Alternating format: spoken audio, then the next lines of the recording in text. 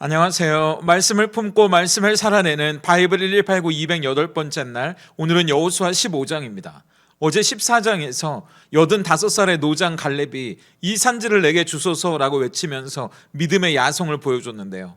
오늘 15장은 그 믿음의 고백이 구체적인 현실로 어떻게 이루어지는지, 그리고 유다 지파가 받은 땅의 경계는 어디까지인지를 아주 상세하고 길게 보여줍니다.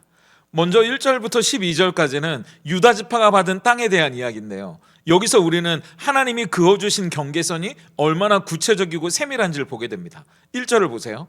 또 유다 자손의 지파가 그들의 가족대로 제비 뽑은 땅의 남쪽으로는 에돔 경계에 이르고 또 남쪽으로 신광야까지라.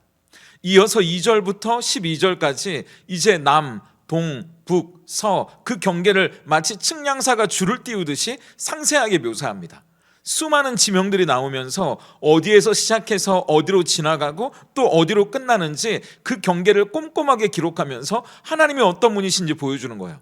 하나님은 당신의 백성이 거할 땅의 작은 골짜기 하나, 시내 하나하나까지 다 알고 계시고 준비해 놓으신 분이라는 거죠. 그게 경계선으로 나타납니다. 그런데 우리는 이 경계나 한계를 부정적으로 받아들일 때가 참 많거든요. 한없이 자유롭고 싶고 한계가 없이 더 갖고 싶고 더 확장하길 원하니까요. 그래서 하나님이 내 삶에 그어주신 선을 답답하게 느낄 때가 있다는 거죠. 물질의 한계, 건강의 한계, 재능의 한계, 그런 것들이 나를 가두는 답답한 벽처럼 느껴지는 거예요. 그런데 12절을 보세요. 서쪽 경계는 대해와 그 해변이니 유다 자손이 그들의 가족대로 받은 사방 경계가 이러하니라. 이 경계는 유다 지파를 가두는 벽이 아니라 오히려 그들을 보호해주는 울타리였습니다. 이 경계선 안에서 그들은 안전하게 농사 지을 수 있었고요, 자녀를 낳을 수 있었고 하나님을 예배할 수 있었으니까요. 그 경계선 밖은 어떤 곳이었습니까? 자유와 행복이 있는 곳이 아니에요.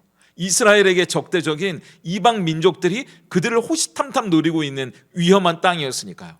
그러니까 시편 16편 6절에서도 다윗이 뭐라고 고백했습니까?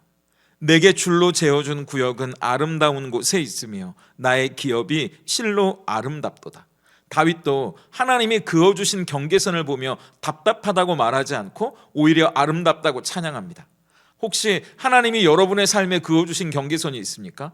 더 많이 가지고 싶은데 허락되지 않는 재정의 선, 그리고 더 높이 올라가고 싶은데 막혀있는 것처럼 보이는 진급의 선, 더 건강하고 싶은데 여전히 연약한 육체의 선, 그 선이 때로는 야속하게 느껴질지 몰라요. 하지만 믿음의 눈을 들어 다시 바라보세요. 그 선은 우리를 괴롭히기 위한 답답한 벽이 아니고요, 우리가 감당할 수 없는 세상의 유혹이나 위협으로부터 우리를 보호하고 또 하나님 안에서 가장 안전하게 살아갈 수 있도록 마련해 주신 울타리입니다.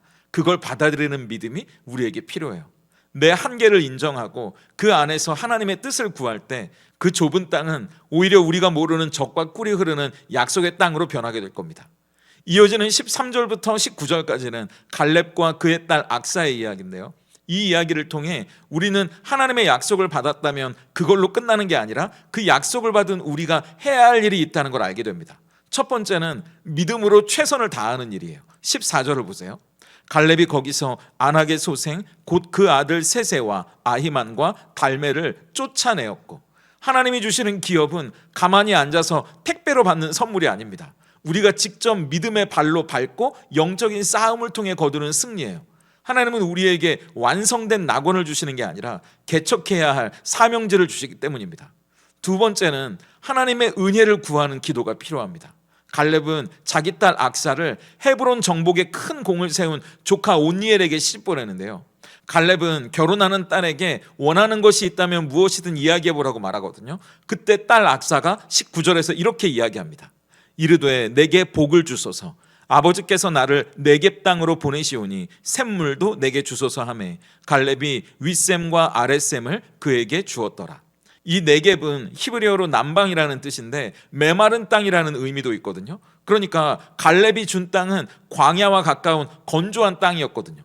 땅이 있는데 물이 없으면 사실 그 땅은 죽은 땅이나 마찬가지 아닙니까? 그래서 악사는 땅을 받은 걸로 만족하지 않고 그 땅을 살릴 수 있는 샘물, 그 땅에서 살아갈 수 있는 샘물을 구했고, 갈렙은 윗샘과 아랫샘을 모두 주게 됩니다. 우리에게도 하나님이 주신 땅이 있어요. 가정이 있고요, 직장이 있고요, 교회가 있어요. 그게 땅입니다. 그런데 땅만 있다고 다 되는 게 아니잖아요.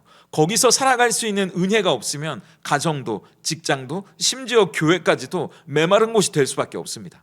여기서 윗샘은 하늘에서 내리는 비와 같은 은혜고요, 아랫샘은 땅에서 솟아나는 샘물 같은 은혜입니다.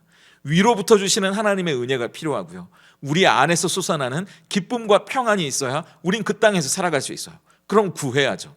그 땅을 살아갈 은혜를 하늘로부터 부어달라고, 우리 안에서도 솟아나게 해달라고요. 하나님은 구하는 자에게 마르지 않는 샘물이신 예수님을 통해 성령의 충만을 주실 겁니다. 마지막으로 20절부터 63절까지는 유다 지파가 가족마다 받은 성읍들의 목록이 쭉 길게 나오는데요, 남쪽 네겝 지역부터 평지, 산지, 광야의 성읍들까지 100개가 넘는 성읍들의 이름이 빽빽하게 기록됩니다. 그 이유가 뭘까요? 이건 수백 년 전 아브라함에게 주셨던 하나님의 약속, 내가 너의 자손을 저 하늘의 별과 같이 많게 해줄 거라고, 그리고 이 땅을 그 자손들에게 줄 거라고 말씀하신 그 약속이 진짜 이루어졌다는 걸 보여주는 겁니다. 사람은 약속을 지키지 않지만 하나님은 절대 약속을 잊어버리지 않고 지키시는 분이거든요. 그래서 저와 여러분의 하나님은 신실하신 분이라는 걸 기억해야 합니다.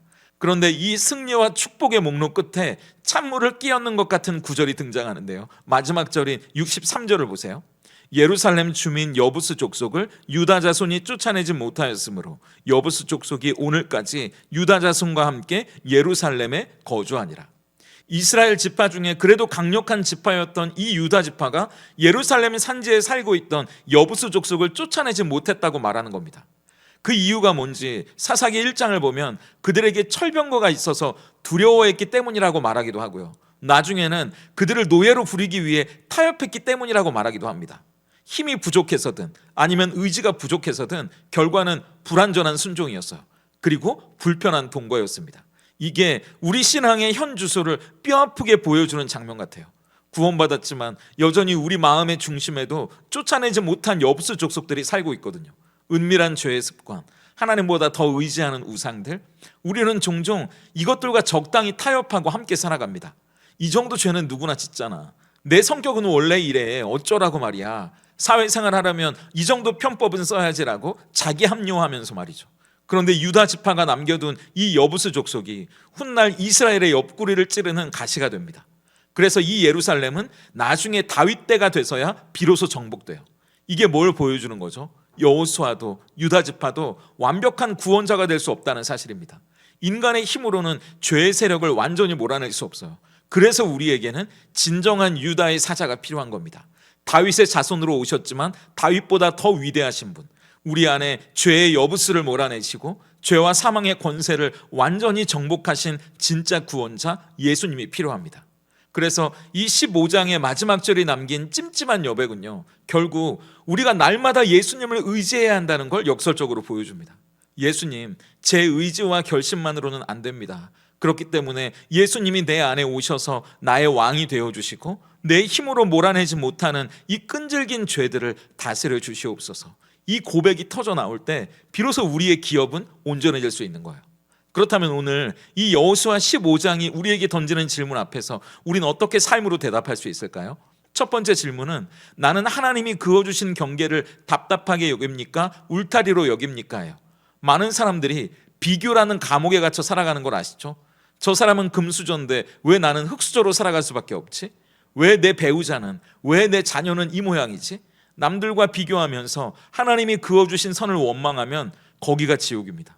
하지만 하나님이 나를 가장 잘 아시기 때문에 내 기질과 그릇에 딱 맞는 땅을 정해주셨다는 걸 믿는다면 내 좁은 방도, 이 힘든 직장도, 연약한 몸도, 짊어진 십자가 같은 가족들도 하나님이 경작하라고 맡기신 거룩한 사명제가 될 수 있어요. 그렇다면 경계선 밖을 기웃거리는 걸 멈추고 오늘 나에게 주어진 그 울타리 안에서 감사라는 보물을 캐내보는 겁니다. 우리의 경계가 하나님이 주신 한계라면 하나님이 그 한계 안에서 일하실 겁니다. 그리고 그곳을 젖과 꿀이 흐르는 땅으로 바꿔가실 거예요. 두 번째 질문은 내 삶의 메마른 네겝을 채우기 위해 나는 오늘 무엇을 구하고 있습니까? 예요. 성도는 세상에서 뭔가를 얻는 사람들이 아니라 하나님께 필요한 걸 얻는 사람들이에요. 그렇다면 우리는 뭘 구하고 있죠? 돈 문제만 해결되면, 취업만 되면, 이 병만 나으면 행복할 거라고 생각하는데 그건 네겝 땅만 얻고 샘물을 구하지 않은 것과 같아요. 물 없는 땅은 지옥입니다. 돈이 많아도 은혜가 없으면 그 가정은 지옥이고요. 성공해도 평안이 없으면 그 인생은 황무지에 불과해요. 그렇다면 이제 기도의 수준을 높이는 겁니다. 하나님, 이 문제를 해결해 주세요를 넘어서 하나님, 이 메마른 문제 한복판에서도 마르지 않는 윗샘, 저 하늘의 은혜와 아랫샘, 내 내면에서 솟아나는 기쁨과 평안을 주세요라고 기도하는 거죠. 환경이 바뀌지 않아도 그 은혜가 부어지고 솟아나면 바로 거기가 황무지가 아니라 물된 동산이 될 거예요. 이게 성도가 세상을 이기는 방법이라는 걸 기억하고 기도하면서 살아가는 오늘이 될 수 있다면 좋겠습니다. 함께 기도하겠습니다. 우리 삶에 필요한 경계를 정해주시는 하나님 감사합니다. 때로는 내 삶의 영역이 너무 좁고 초라해 보여서 남들의 넓은 땅을 부러워하며 하나님이 그어주신 경계를 받아들이지 못했던 우리의 어리석음을 고백합니다. 이제 그 경계가 나를 가두는 한계가 아니라 세상의 유혹과 위협으로부터 지켜주시는 사랑의 울타리라는 걸 깨닫게 하시옵소서. 그러므로 남과 비교하는 시선을 거두고 내게 줄로 재어준 구역을 아름답게 여기며 그 땅을 기도로 경작하는 충성된 종으로 살게 하시옵소서. 메마른 네겝과 같은 현실을 살아가는 우리에게 악사의 지혜를 주시길 간구합니다. 그리하여 척박한 땅만 바라보며 목말라하는 인생이 아니라 믿음의 눈을 들어 하늘의 윗샘과 땅의 아랫샘을 구하는 기도의 용사들이 되게 하셔서 성령의 단비를 부어주시고 우리 안에 기쁨과 감사가 샘솟게 해 주시옵소서. 무엇보다 우리 힘으로 쫓아내지 못한 불편한 동거자, 내 안의 여부스, 그 끊어내지 못한 죄의 습관들을 주님 앞에 내어놓습니다. 참된 정복자 되신 예수님, 우리 마음에 오셔서 온전히 나를 다스려 주시고 승리하게 하시옵소서. 예수님의 이름으로 기도드립니다. 아멘.